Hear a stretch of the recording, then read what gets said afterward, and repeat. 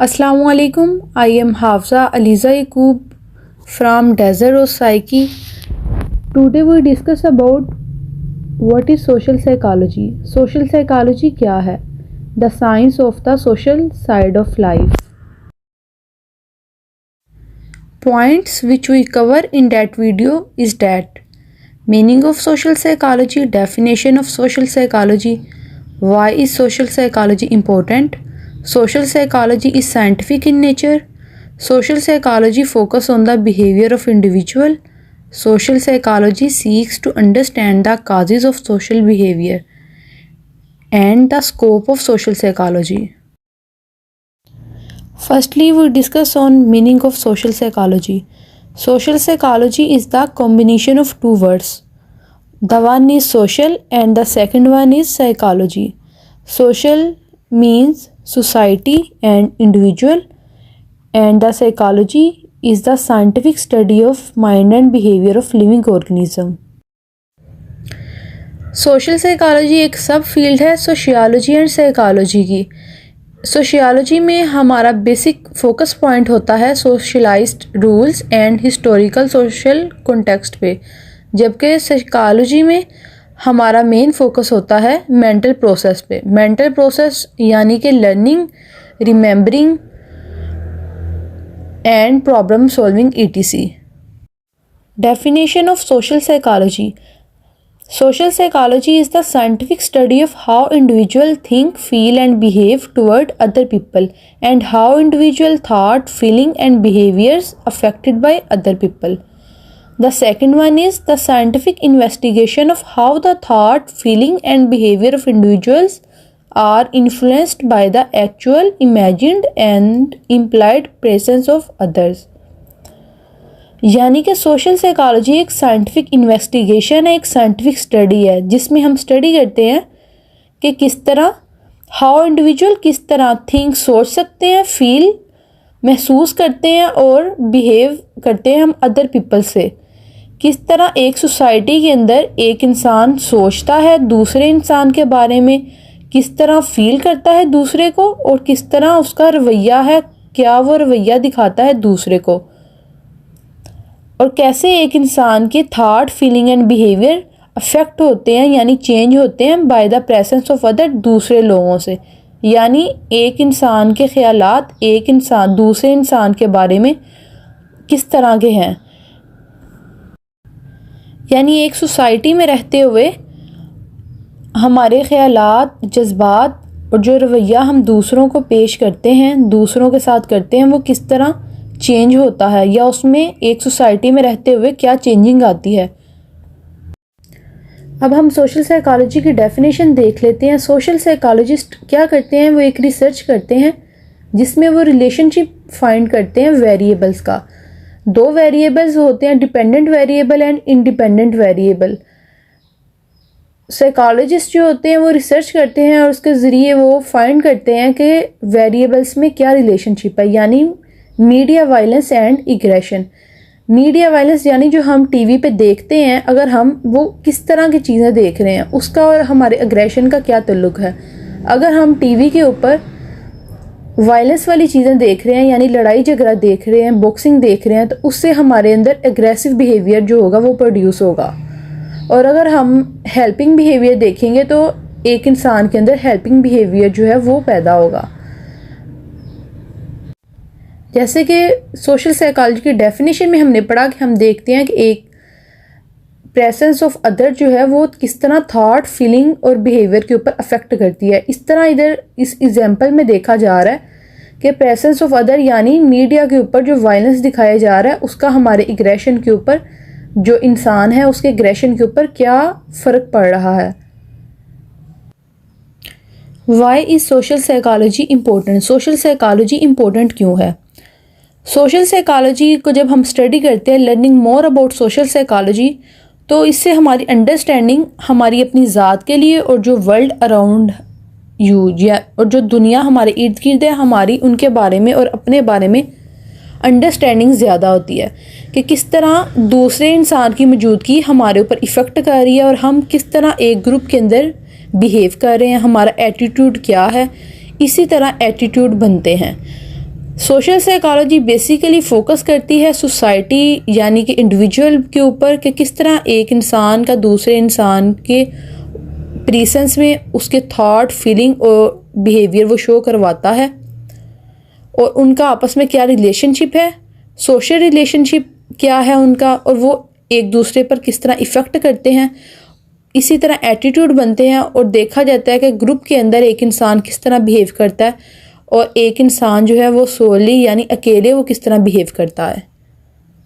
Social psychology जो है वो इसलिए इम्पोर्टेंट है कि वो हमें नॉलेज देती है हमारी अपनी ज़ात के बारे में और जो दुनिया है हमारे इर्द गिर्द उसके बारे में, कि किस तरह हम सोसाइटी के अंदर मूव ऑन कर रहे हैं। The next point is focus of social psychology. Social psychology में हम किस के ऊपर फोकस करते हैं या फोकस पॉइंट क्या होते हैं। सोशल इन्फ्लुएंस के सोसाइटी का क्या इन्फ्लुएंस हो रहा है, क्या असरात मरतब हो रहे हैं। सोशल परसेप्शन, क्या हम परसीव कर रहे हैं सोसाइटी से, हम क्या अपनी परसेप्शन बना रहे हैं, लोगों को हम किस तरह परसीव कर रहे हैं। सोशल इंटरेक्शन, सोसाइटी में हमारी इंटरेक्शन किस तरह की है, हम किस तरह बिहेव कर रहे हैं इन इंडिविजुअली और इन अ ग्रुप।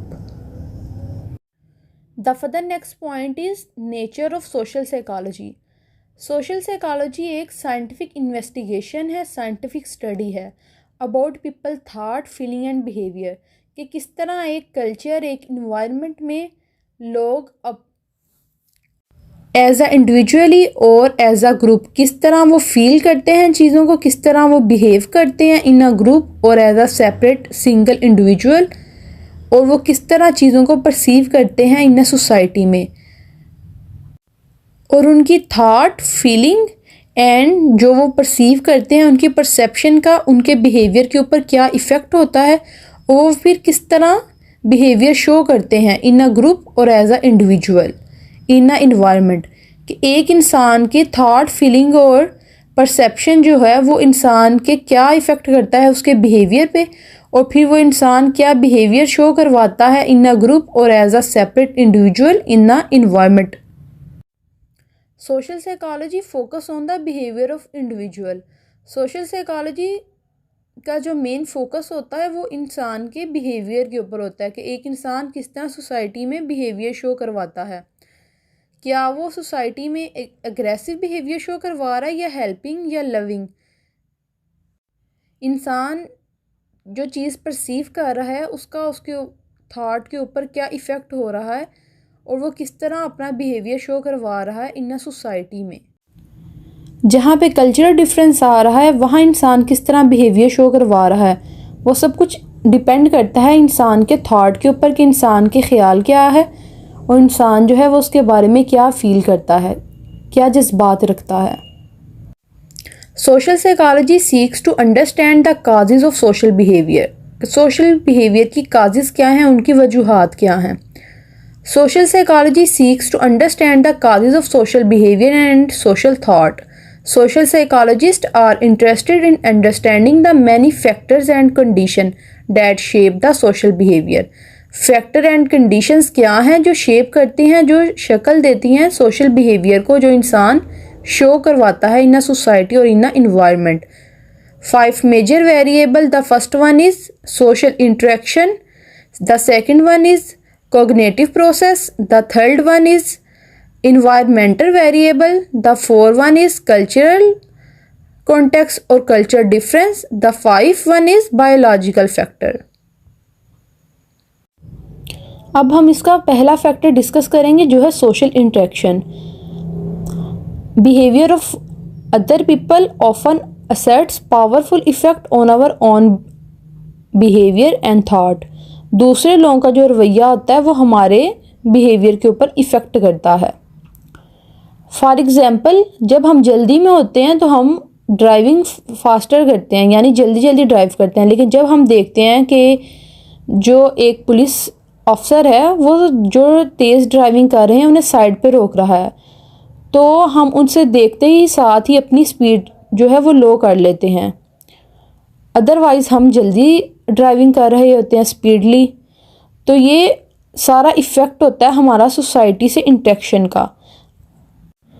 यानी सिंपल जो है वो हम क्या कर रहे हैं, हम फास्टर ड्राइविंग कर रहे हैं और जब हम सोशल इंटरेक्शन यानी सोसाइटी में हम मूव ऑन करते हैं, हम सोसाइटी को देखते हैं, तो उससे क्या होता है, हम अपना बिहेवियर जो है वो चेंज कर लेते हैं। The second variable is cognitive process. Cognitive process क्या होता है, हमारा थिंकिंग पैटर्न, हमारे थॉट यानी हमारा पास्ट बिहेवियर, हमारे पास्ट में हमने जो देखा होता है उसकी बेस के ऊपर जो हमारी थिंकिंग बनी होती है उसे कहते हैं कोग्निटिव प्रोसेस। अब हम इसकी एक एग्जांपल देख लेते हैं। इधर 4 सिचुएशन हमें बताई गई हैं कि पहली में जो एक दोस्त है वो लेट आता है मीटिंग में और वो कहता है कि मैं भूल गया था, तो तब हम किस तरह रिएक्ट करेंगे। सेकंड सिचुएशन में वो लेट आया और वो कह रहा है कि मैं एक बिग एक्सीडेंट में था जिसकी वजह से मैं लेट हो गया, तब हमारा बिहेवियर चेंज होगा। थर्ड सिचुएशन में हमें पता है कि वो जो दोस्त है वो हर दफ़ा इस तरह ही करता है और वो लेट ही आता है, तब हमारा बिहेवियर क्या होगा। जबकि फोर्थ सिचुएशन ये है कि वो पर्सन कभी भी लेट नहीं हुआ, वो हमेशा एट टाइमली आता है, लेकिन इस दफ़ा वो लेट हुआ है तो हम भी जो वो एक्सक्यूज़ देगा हम उसके ऊपर बिलीव करेंगे कि ये पर्सन जो कह रहा है वो ठीक कह रहा है। यानी कि जो हमारा थिंकिंग पैटर्न हमारे पास्ट बिहेवियर से बना होगा, हम उसके बेस के ऊपर नेक्स्ट इंसान को देखेंगे। अब हमारा थिंकिंग पैटर्न बना हुआ था कि एक इंसान जो है वो हमेशा टाइम पर आता है, उसने कभी लेट नहीं की और वो गुड वर्क करता है, तो जब ऐसा इंसान आके एक्सक्यूज़ देगा तो हम वो एक्सेप्ट कर लेंगे कि ज़रूर ये सच बोल रहा है। इस तरह ये सोसाइटी में जो बिहेवियर हम शो करवाते हैं वो डिपेंड करते हैं हमारे पास्ट एक्सपीरियंस पे। हम जज करते हैं कि किस तरह हमारे पास्ट एक्सपीरियंस जो हैं वो गुजर चुके हैं एक इंसान के साथ, उसकी बेस के ऊपर हम ट्रू और फॉल्स का फैसला करते हैं, डिसीजन लेते हैं। The third one factor is environmental variable, यानी इन्वायरमेंट का हमारे बिहेवियर, थॉट और फीलिंग के ऊपर इफ़ेक्ट होता है। यानी जो एक फॉर एग्ज़ाम्पल अगर हम एक हेल्पिंग बिहेवियर देख लें, तो अगर एक अच्छी जगह है और वहाँ पे गुड फ्रेगरेंस है तो हम वहाँ पे ज़्यादा सोशल बिहेवियर शो करेंगे, हम हेल्पिंग बिहेवियर ज़्यादा शो करेंगे, हम हेल्प करना पसंद करेंगे। और अगर इसके बरक्स दूसरी प्लेस है जो कि गर्मी है जहाँ पे और हमारा अपना दिमाग काम नहीं कर रहा, तो अगर वहाँ पे आके एक इंसान हमसे हेल्प मांगेगा तो हम तो ख़ुद थके हुए होंगे और हम उसकी हेल्प नहीं करेंगे। इसके बरक्स अगर हम एक पुरसकून माहौल में बैठे हुए हैं और एक इंसान आके हमसे मदद मांग रहा है तो हम भी ठंडे दिमाग से उसकी बात सुनेंगे और उसकी हेल्प करने के लिए एग्री हो जाएंगे। इस तरह इन्वायरमेंटल वेरिएबल जो हैं वो इंसान के थॉट, फीलिंग और बिहेवियर के ऊपर इफ़ेक्ट करते हैं। The fourth one factor is cultural context, कि किस तरह कल्चर जो हमारी सोसाइटी होती है, हर एक सोसाइटी का अलग कल्चर होता है, अलग नॉर्म्स होते हैं जिनको वो फॉलो करते हैं। तो जिस सोसाइटी में हम रहते हैं या जो अदर कल्चर होते हैं, कल्चरल डिफरेंस जो है उसका हमारे थॉट, फीलिंग और बिहेवियर के ऊपर क्या इफ़ेक्ट होता है, हम उनके बारे में किस तरह परसेप्शन बनाते हैं। यानी अगर हम फॉर एग्ज़ाम्पल एक अपने ग्रुप में रह रहे होंगे तो हम जिस कल्चर में हम रह रहे होते हैं हम उनको गुड कंसीडर करते हैं। इन ग्रुप पीपल गुड, यानी हमारा कल्चर जो है वो गुड है और जो दूसरे लोग हैं वो बुरे हैं। Out group people is bad and in group people is good. इस तरह इंसान अपनी थॉट बना लेता है कल्चर की बेस के ऊपर। फॉर एग्ज़ाम्पल एक इंसान सोसाइटी में रहने के लिए सोसाइटी में मूव ऑन करने के लिए जो सोसाइटी के रूल्स, जो नॉर्म्स होते हैं उन्हें फॉलो करते हैं। यानी जिस तरह की ड्रेसिंग शुरू से चलती आ रही होती है, जो हमारी सोसाइटी हमें ड्रेसिंग का कहती है, जिसे सब फॉलो करते हैं, तो आगे भी जो आने वाली नस्लें आती हैं वो उसी चीज़ को फॉलो करती हैं, अपने कल्चर को लेकर चलती हैं। इस तरह के किस तरह बताया जा रहा है कि कल्चर किस तरह इंसान के ऊपर इन्फ्लुएंस करता है। The five one factor is biological factor. इसमें हम स्टडी करते हैं कि क्या जो हमें इनहेरिटेंस से जीन्स मिले हैं, विरासत में जो जीन्स मिले हैं, क्या उनका हमारे बिहेवियर के ऊपर इफ़ेक्ट होता है या नहीं। कुछ साइकोलॉजिस्ट का कहना है कि नहीं इफ़ेक्ट होता, और जबकि मॉडर्न सोशल साइकोलॉजिस्ट कहते हैं कि इफ़ेक्ट होता है। इसकी बेस पर इन्होंने एवोल्यूशनरी साइकोलॉजी की थ्योरी दी है। Evolutionary psychology is the new branch of psychology that seeks to investigate the potential role of genetic factor in various aspects of human behavior. Evolutionary psychology में focus किया जाता है कि क्या जेनेटिक फैक्टर का human behaviour के ऊपर effect होता है या नहीं. The last point of our video is that scope of social psychology.